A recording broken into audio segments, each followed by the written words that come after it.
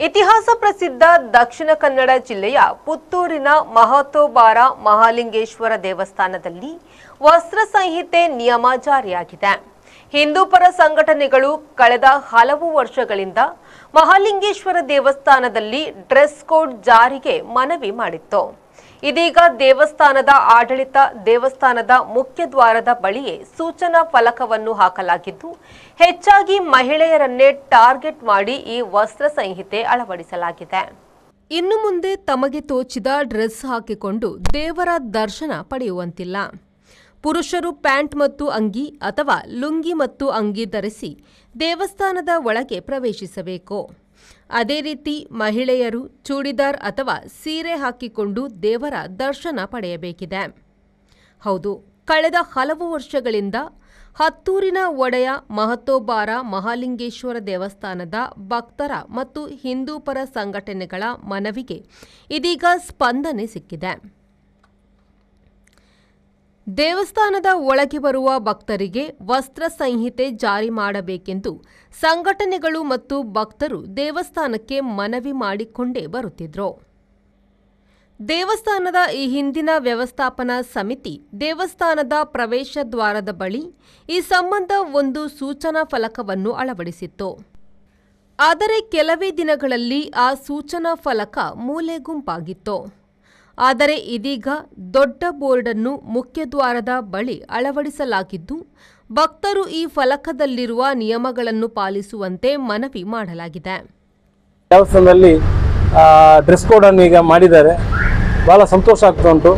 ಇದು ನಮಗೆ ಅತಿ ಅಗತ್ಯ ಇದೆ. ಯಾಕಂತ ಹೇಳಿದ್ರೆ ಒಂದು ದೇವಸ್ಥಾನ ಅಂತ ಹೇಳುವಂಥದ್ದು ಒಂದು ಶ್ರದ್ಧಾ ಕೇಂದ್ರ. ಇಲ್ಲಿ ಭಕ್ತಾದಿಗಳು ಬರುವಂಥದ್ದು ದೇವರ ಒಂದು ಭಕ್ತಿಗೋಸ್ಕರ ಬರುವಂಥದ್ದು ಮತ್ತು ಅಲ್ಲಿ ಒಂದು ಏಕಾಗ್ರತೆಯಿಂದ ಭಗವಂತನನ್ನು ಸ್ಮರಿಸಲಿಕ್ಕೆ ಬೇಕಾಗಿ ಬರುವಂಥದ್ದು. ಈ ಒಂದು ಶ್ರದ್ಧಾ ಕೇಂದ್ರದಲ್ಲಿ ಇಂಥ ಒಂದು ಅಶ್ಲೀಲವಾದಂಥ ಉಡುಪನ್ನು ಧರಿಸಿಕೊಂಡು ಬರೋದ್ರಿಂದ ಆ ಭಕ್ತರ ಒಂದು ಏಕಾಗ್ರತೆಗೆ ತೊಂದರೆ ಆಗ್ತದೆ ಮತ್ತು ಡೈವರ್ಟ್ ಆಗ್ತದೆ. ಇದು ಬಹಳ ಅಸಭ್ಯವಾಗಿ ಬರುವಂಥದ್ದು. ಇತ್ತೀಚಿನ ದಿನಗಳಲ್ಲಿ ಒಂದು ಬೀಚಿಗೆ ಹೋಗುವಂಥ ಪರಿಸ್ಥಿತಿ ಮತ್ತು ಪಬ್ಬಿಗೆ ಹೋಗುವ ರೀತಿಯಲ್ಲಿ ಇವತ್ತು ಮಹಿಳೆಯರು ತುಂಡು ಬಟ್ಟೆಯನ್ನು ಹಾಕಿಕೊಂಡು ಬರುವಂಥದ್ದು ಅನೇಕ ಬಾರಿ ನಾವು ನೋಡಿದ್ದೇವೆ. ಆದರೆ ಅದನ್ನು ಅವರಿಗೆ ನಾವು ಹೇಳುವಾಗಿಲ್ಲ. ಯಾಕಂತ ಹೇಳಿದರೆ ಅಲ್ಲಿಗೆ ವ್ಯವಸ್ಥಾಪನಾ ಅಧಿಕಾರಿಗಳಿದೆ, ಅವರು ಅದನ್ನು ಸರಿಪಡಿಸಬೇಕು ಮತ್ತು ಕಟ್ಟುನಿಟ್ಟಿನ ಈ ಕ್ರಮವನ್ನು ಕೈಗೊಂಡ್ರೆ ಮುಂದಿನ ದಿನಗಳಲ್ಲಿ ಈ ಬರುವಂಥ ಭಕ್ತಾದಿಗಳ ಇಂಥ ಒಂದು ಅಶ್ಲೀಲವಾದಂಥ ಉಡುಪನ್ನು ಧರಿಸಿಕೊಂಡು ಬರುವಂಥ ಭಕ್ತಾದಿಗಳ ಸಂಖ್ಯೆ ಕೂಡ ಕಡಿಮೆ ಆಗ್ಬೋದು. ತಾವೆಲ್ಲರೂ ಆದಷ್ಟು ಭಕ್ತಾದಿಗಳು ಗಮನಕ್ಕೆ ನಾವು ಮಹಿಳೆಯರು ಬರುವಾಗ ಆದಷ್ಟು ಸಾತ್ವಿಕ ಉಡುಪನ್ನು ಧರಿಸಿಕೊಂಡು ಬರಬೇಕು ಅಂತೇಳಿ ತಮ್ಮಲ್ಲಿ ವಿನಂತಿಯನ್ನು ಮಾಡ್ತೇನೆ. ಇದು ಕೇವಲ ನಮ್ಮ ಪುತ್ತೂರು ಮಹಾಲಿಂಗೇಶ್ವರ ದೇವಸ್ಥಾನಕ್ಕೆ ಸೀಮಿತ ಆಗದೆ ನಮ್ಮ ರಾಜ್ಯದಲ್ಲಿರುವಂಥ ಎಲ್ಲ ಧಾರ್ಮಿಕ ಕ್ಷೇತ್ರಗಳಲ್ಲಿ ಕೂಡ ಇಂಥ ವಸ್ತ್ರ ಸಂಹಿತೆ ಜಾರಿ ಮಾಡಬೇಕು ಅಂತೇಳಿ ನಮ್ಮ ಸರ್ಕಾರಕ್ಕೆ ನಾವು ಎಲ್ಲ ನಮ್ಮ ಮಹಾಲಿಂಗೇಶ್ವರ ಸಂರಕ್ಷಣಾ ಸಮಿತಿಯ ಪರವಾಗಿ ನಾವು ವಿನಂತಿಯನ್ನು ಮಾಡ್ತಿದ್ದೇನೆ. ದೇವಸ್ಥಾನದಲ್ಲಿ ಹಾಕಿರುವ ವಸ್ತ್ರ ಸಂಹಿತೆಯ ಫಲಕಕ್ಕೆ ಭಕ್ತರು ಕೂಡ ಸ್ಪಂದಿಸುತ್ತಿದ್ದು, ಸ್ಥಳೀಯರು ಆದಷ್ಟು ಇದೇ ರೀತಿಯ ಡ್ರೆಸ್ನ ಮೂಲಕವೇ ದೇವಸ್ಥಾನಕ್ಕೆ ಬರಲಾರಂಭಿಸಿದ್ದಾರೆ. ಹಿಂದೂ ಸಂಪ್ರದಾಯಗಳನ್ನು ದೇವಸ್ಥಾನದಲ್ಲಿ ಪಾಲಿಸೋದ್ರಲ್ಲಿ ಯಾವುದೇ ತಪ್ಪಿಲ್ಲ. ದೇವಸ್ಥಾನಕ್ಕೆ ಬರುವಾಗ ಪರಿಶುದ್ಧವಾಗಿ ಸಾಂಪ್ರದಾಯಿಕ ಬಟ್ಟೆಗಳನ್ನು ಧರಿಸಿ ಬರುವ ಅಗತ್ಯವಿದೆ.